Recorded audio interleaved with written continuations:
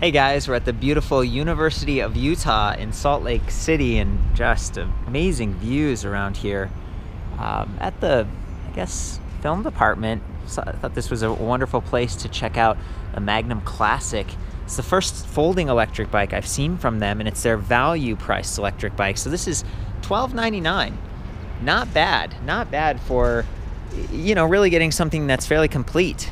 It's got lights, it's got fenders, got 7 gears, and beyond just like hitting those specs, it's actually, I think, relatively good looking, fairly affordable in terms of a bike that you can get from a shop, because a lot of times you're buying something, you're paying less, and it's kind of an online thing.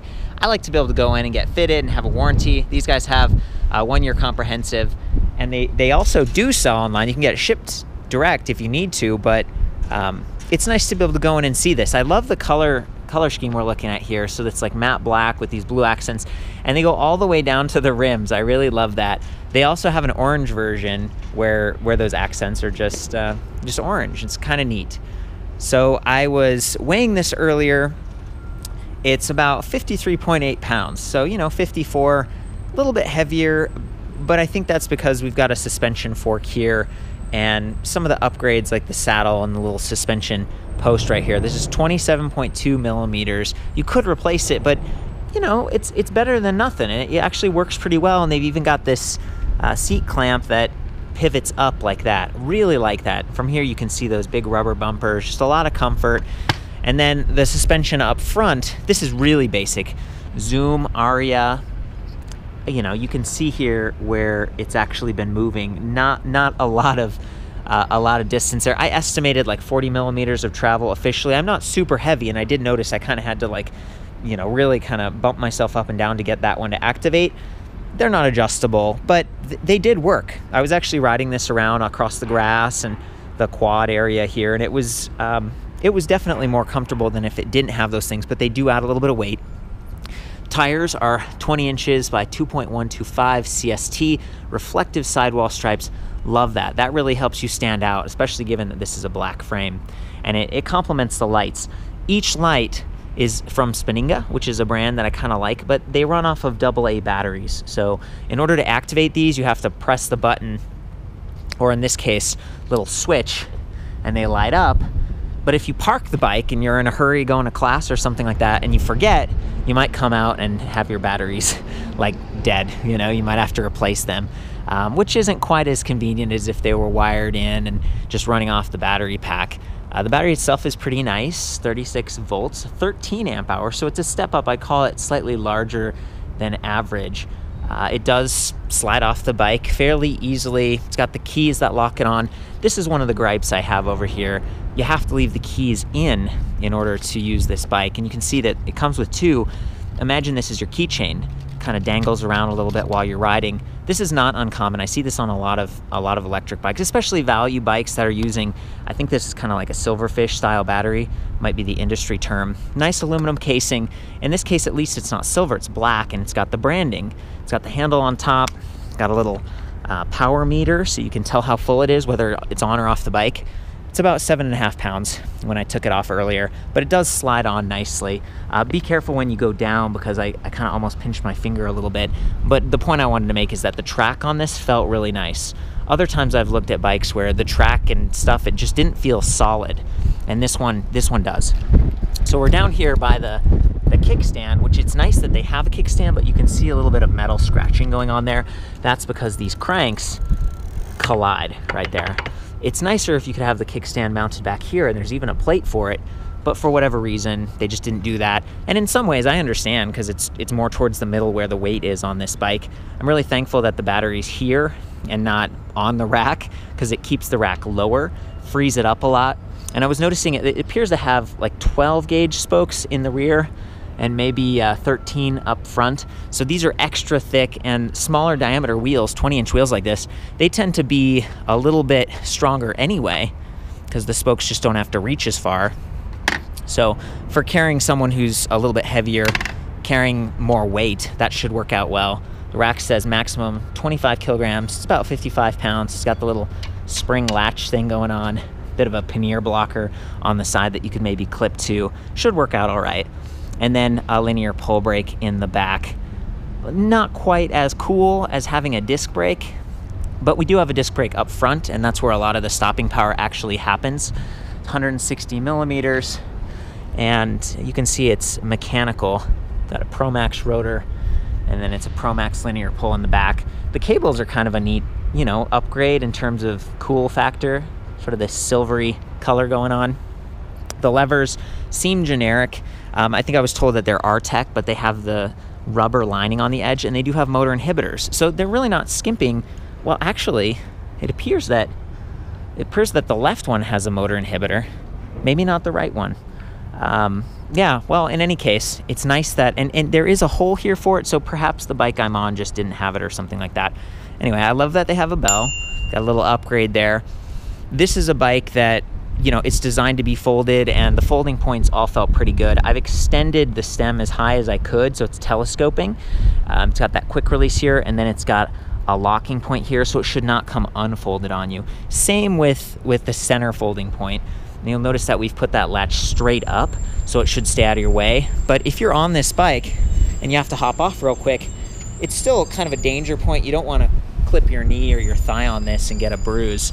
I guess what I was trying to illustrate is that the bars can go a little higher. The seat actually extends pretty high. So this is a one-size-fits-all sort of a frame, but it actually works out pretty well, and there's some little adjustments in there you can deal with. Note that if you extend the stem a lot, though, these cables start to stretch, and it might actually impede some of your steering. So that, you know, everything's kind of connected. Love that the cables and things are pretty modular, so if you had an issue with the display or something, you could replace it easily. I actually like the display that they've got going here, even though it's not quite as fancy as some of the others. It gives you a lot of choices and stuff, and we'll get back to that. Stitched ergonomic grips, grip twist shifter right here for 7 speeds, lower end derailleur, just Shimano tourney, but you know, they tend to work all right, and especially in this case, you've got a derailleur guard, and that's gonna help protect the motor power cable, which comes through the axle back here. It's an 11 millimeter axle, a little bit thicker, versus up front, 9 millimeter, that's more standard, and nuts on both sides. Okay, so you don't have the quick release, but you've got these nice aluminum fenders. Sometimes you take the wheel off, the fender can get bent more easily, and this is already a folding bike. We fit this one and another one over there. That's the premium in the back of Jesse, who works at the company. His SUV, they fit fine. There was actually room to spare. So it's back to like, maybe you don't need quick release, and sometimes that makes it easier for someone to like steal your wheel or just mess with your bike. So I'm happy with it. You can see a little support arm here under the bottom bracket, and that's designed so that when you do fold it and it kind of rests down here, you don't end up bending the teeth and the chain ring and stuff. I love that they have a chain guide, aluminum plates on both sides, kind of acts as a bash guard. I believe this is 52 teeth and 11 to 32 in the back. So the larger sprocket up front, it helps to balance out the smaller wheels so that you don't end up just spinning super fast. This is really set up to be a folding bike, and it handles well as such, which is what you like to see. I think, you know, all in all, there's some cheaper parts on this bike, but that reflects the lower price, and really it's a good looking bike, and the parts that they've used are matching, and they fit well, they perform well. So ultimately I was pretty happy with it, just as something to ride around.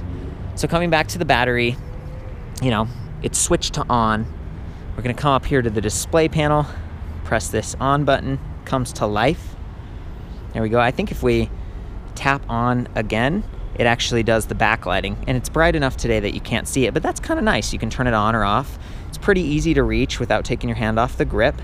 Set is going to rotate through these different little menus down here, whether it's a timer or your odometer, trip meter, max speed, that kind of stuff. Nice to have. We've got a power level indicator with 6 dots. That's nice, so finer increments. Speed and miles per hour. I actually entered the menu a while ago just holding set and was able to switch from kilometers to miles per hour because that's what I prefer. And then your levels of assist. So we're in 3 right now, that I could arrow all the way up to 6 for top speed. And I was pretty impressed, actually. I got up to like 22 miles per hour, which on a folding bike is, that's plenty, you know? And I was zipping along the streets here, just trying to stay out of the way. And it felt pretty solid. I didn't have any concerns about the latches and the folding elements. So that was really cool. And you could actually see the power meter going up and down based on what I was doing. And a lot of the time I was using the throttle to get going, and then I would take it from there using pedal assist. The sensor that they have is very sensitive. You can actually maybe see a little red LED in there. I don't know how many magnets it uses, but I'd estimate at least 12 in there, or that maybe there's some other mechanism. It's very compact. It's not gonna get kicked and come out of true the way that some of the cheaper ones are. So just like the battery, yeah, they're using a more basic battery. It's gonna be more affordable. It's not like in the down tube or anything. However, at least it's matched. At least it's the nicer version of that technology. And I feel like that's the same thing here. Yeah, this is cadence sensing. It's not torque sensing. This isn't a mid-drive that's sensing speed, cadence, torque. It's just cadence. But in some ways, that's fine. It means you really don't have to push very hard. You just move your legs and it activates the motor. And at any time, you override with full power on that throttle. Okay, and you know, there's a little bit of reaching going on here to get to it, but it was fine, you know. And at any level, even at 0, you have throttle only mode. So that's a little kind of an upgrade, something that I complain about on other bikes where I'm like, man, I'm messing with like what level of pedal assist, and I'm thinking about stuff. I just want it to go. I have a variable speed throttle. Just let me use the throttle. And this bike totally does that. So, you know, kudos for that. You can see the branding on the motor back here. This is an internally geared 8-fun 350 watt hub motor. Probably peaks at like, you know, 550, 600, something like that. It's fairly zippy, and it definitely got me up to those higher speeds just fine. I think I mentioned 36 volt, 13 amp hour, slightly larger battery. So all in all, I'm just trying to say, like, the controller, everything on this bike seems pretty good. It's definitely doing a good job for me. I think I'm gonna hop on and just pedal around and try to demonstrate how responsive pedal assist is, because to me that's a big deal. Okay, we got the folding plastic pedals, by the way. Not super stiff, but they get the job done. They're Welgo, so they're a little bit of an upgrade, and of course that's what allows the bike to get kind of narrower if you actually fold it.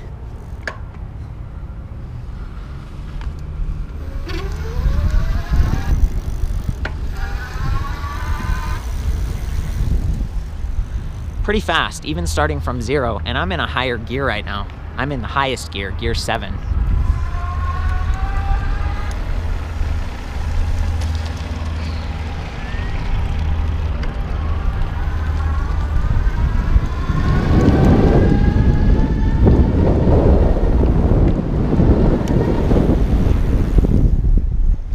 Okay, cross into the quad. Let's do suspension.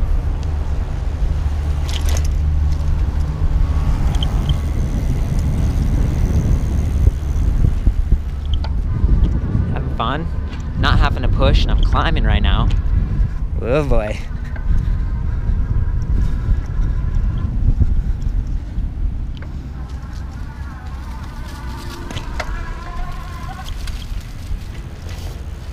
Cool. The other thing I noticed about this setup is that the bars were slightly crooked, just slightly. You can see they're tilted just a little bit to the left, and I think it has to do with the telescoping and stuff. Again, I've kind of maximized it because I prefer this upright body position. I don't really like to be leaning forward. Thanks. There we go.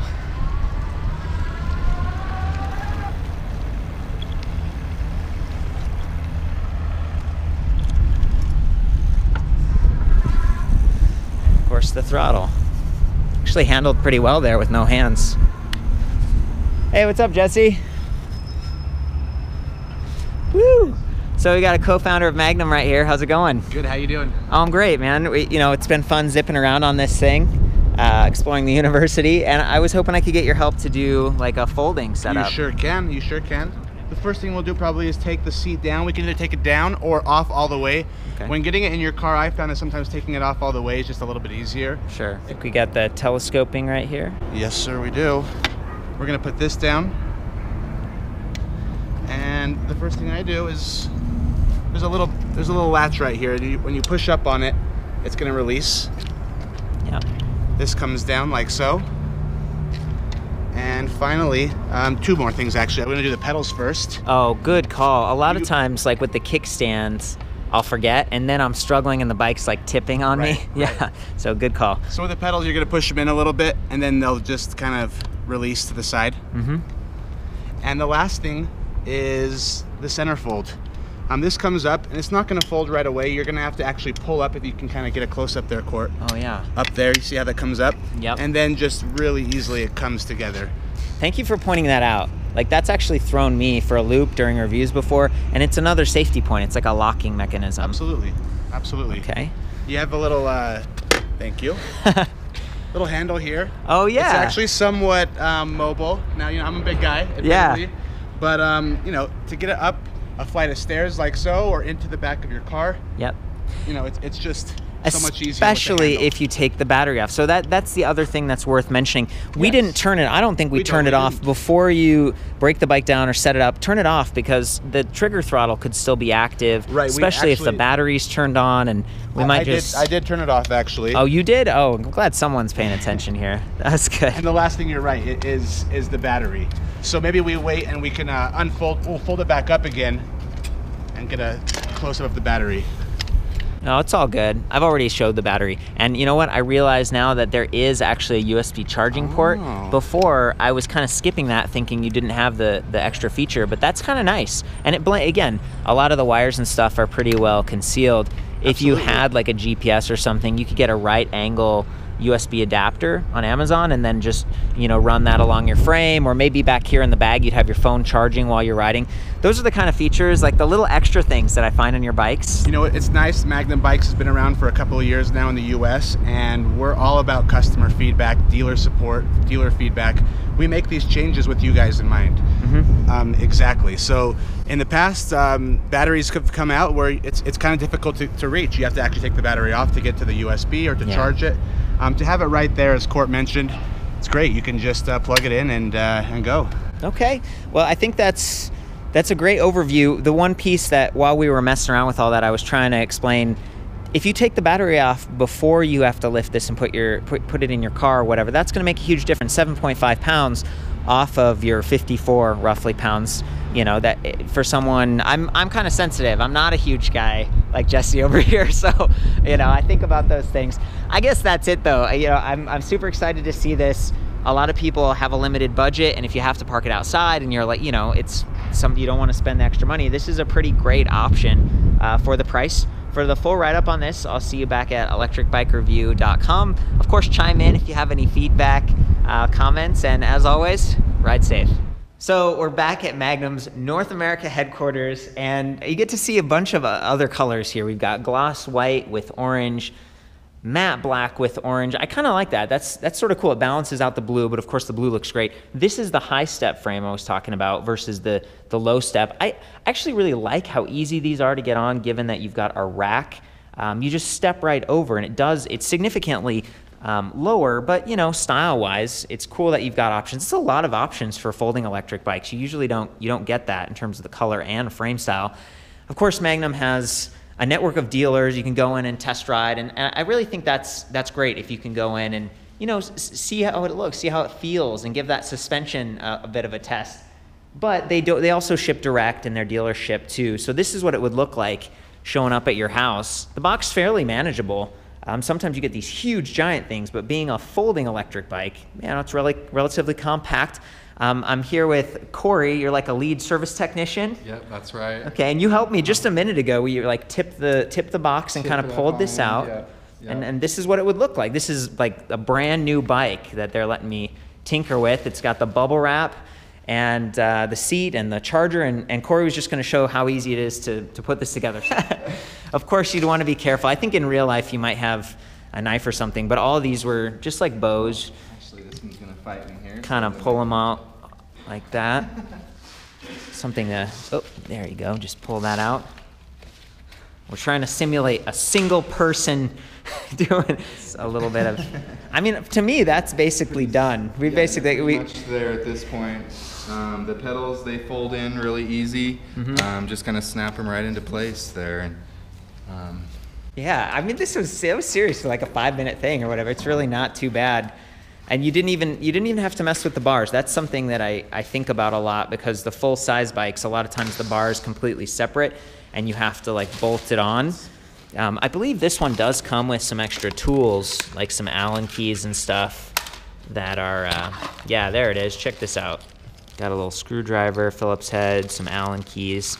Got the charger. That's 2.2 or 2 amps, about 1.5 pounds. Relatively compact, so a lot of times I'll get like a little saddle bag, and I'll bring my charger with me all the time, so you can just, you know, fill it up a little bit. Is that it? Are we there? We're ready to rock. Put your weight on it again. I saw it. Yeah, you can see the suspension going up and down a little bit back there. That's nice. How about the seat post? You wanna? Same thing there. Yeah, a little bit of. Oh, there we go. Got to break it in a little bit. Work it in. There we go, man. You're awesome. Thank you so much, Corey. No problem.